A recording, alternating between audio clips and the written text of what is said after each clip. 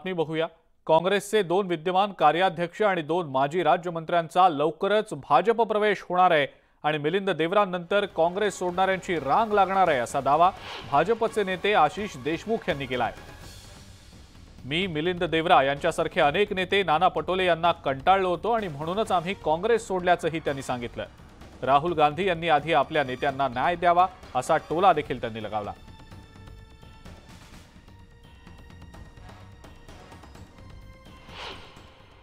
हे सर्व नव नेतृत्व भाजपाच्या कडे आकृष्ट होताना आपल्याला पाहायला मिळत आहे।